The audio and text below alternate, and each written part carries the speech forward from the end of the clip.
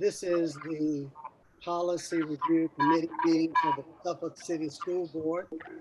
And we are happy to have with us the chair of the school board as well as the vice chair, who are both members of the Policy Review Committee.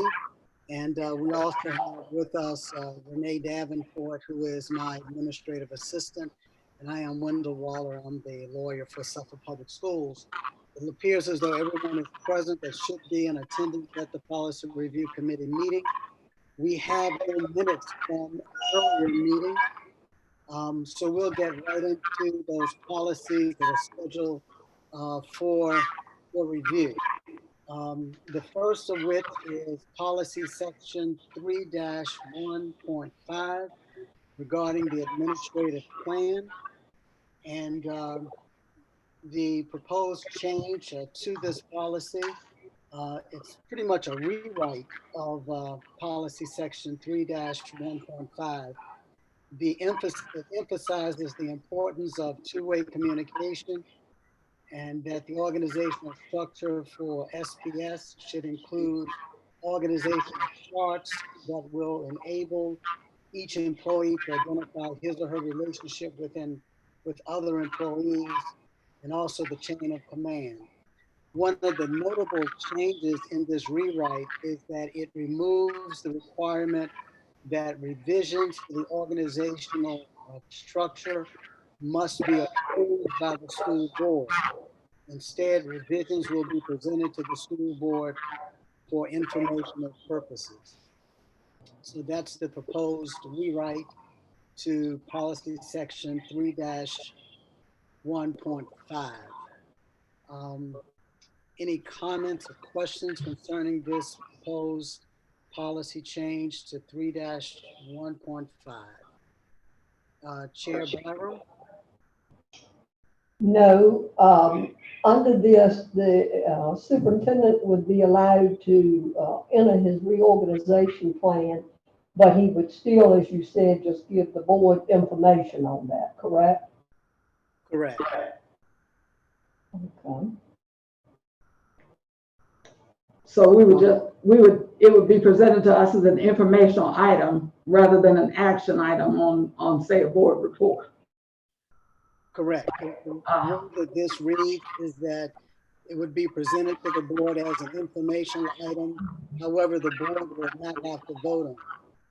Right. No, I don't have any issue with it. Me either. All right, the next policy is policy section 2-3.2. And this policy pertains to meetings of the school board. Primarily, the change that is being proposed pertains to adding items to the agenda by board members. Right now, of course, there is a 14-day requirement that board members have to indicate 14 days in advance of the board meeting in writing if they desire to have an item added to the agenda. This proposed change adds an additional requirement. And the additional requirement is that before a school board member can place an item on the meeting agenda, the chair must first poll members of the school board pursuant to Virginia Code Section 2.2-3710B for the purpose of ascertaining the member's position with respect to placing the item on the agenda. And then if any member of the school board objects, the matter must be placed before the full school board at the upcoming meeting, and there must be an affirmative vote to add this item to the agenda. So the additional requirement is sort of twofold. One is the chair would have to poll members to find out their position on adding the item. And if any one member of the school board objects, then the item must be put before the school board for a vote before it can be added to the agenda. Any questions or comments concerning the proposed language change to policy 2-3.2. Chair Byram? Um, I have a question. Okay, if someone objects, uh, then first the polling would occur, right? The polling of members to see if they had an interest or to go on the agenda, correct? Right. The polling would pretty much be a yes or no, whether or not they would agree to adding it or whether they have any objections to adding it. Right. And if any one member objects, then it triggers the need for an actual vote of the school board at a public meeting. Okay. And in the voting in a public meeting, um, when that vote is taken, would that item be added at that meeting or the next meeting? It could be added at that meeting. Um, the way that I envision this could play out, as you know, in your board meeting, there is a part of the meeting where the agenda is approved. Just before that vote is taken, if there's an additional item that someone has offered for the agenda, that would be presented before the vote is taken to approve the agenda. So it could very well happen at the same board meeting in which this item is being proposed for discussion. I have another question. Suppose the item that was being suggested was something that had to be researched and might take a day or two or several days to accomplish the information. It could be handled one or two ways, one of which is it still could be added to that agenda. And then when it comes up on the agenda, if there is some preliminary discussion that can happen, it could take place then. And then if there's a need to table the matter for the next meeting for further discussion on it, it can happen that way. The other option is the motion could be made to have it added to the upcoming meeting of the school board as opposed to having it added to that particular meeting. Right. So there are two ways it can be handled. Either it could be addressed that evening partially, if it cannot be fully addressed, or it can be carried over to your next meeting. Okay, that answers my question. I have a question, Mr. Waller. There has been discussion, at least I know with one or two board members, questions about polling board members on issues. I know there have been comments made about polling. And I noticed in the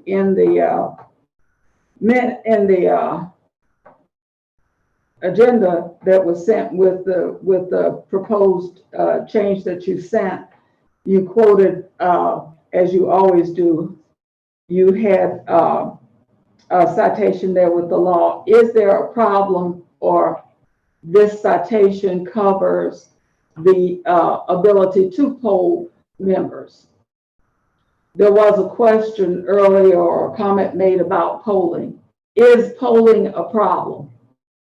No, it is not. In fact, the code section that's referenced actually comes out of the Virginia Freedom of Information Act, and it allows local bodies to poll members to ascertain their position on a particular issue.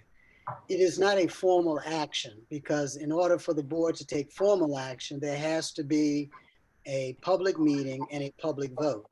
So this is not any public action by the school board, and it's simply the chair's way of ascertaining what the position of the body is, and to ascertain what they feel about a particular issue, but it is not a formal vote of any kind whatsoever.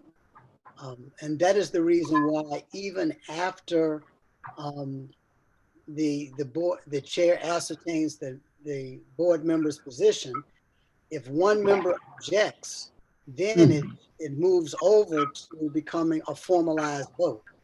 Okay. And at that point, you have the public meeting, and at that point, there's an actual vote taken. Okay. Well, I think I agree with this. I think it gives board members an opportunity to take part in the discussion with regard to the agenda as well. Because we have some board members that have a list of things they want on the agenda. And I think in this way, it gives all the board members input with regard to items that are placed on the agenda for discussion. So I don't have a problem with this. I don't either. No, I don't either.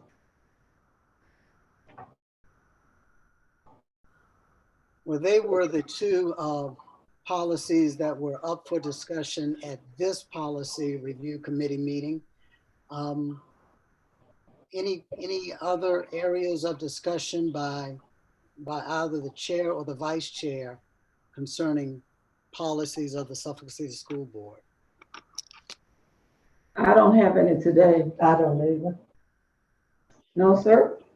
Okay, did you want to set your next policy review committee meeting, or do you want to just wait until you receive some draft policies? And by the way, you will be receiving probably within the next week or so a book that contains a number of draft policies that you'll start to review. Okay. If you want, you can wait until you get that booklet.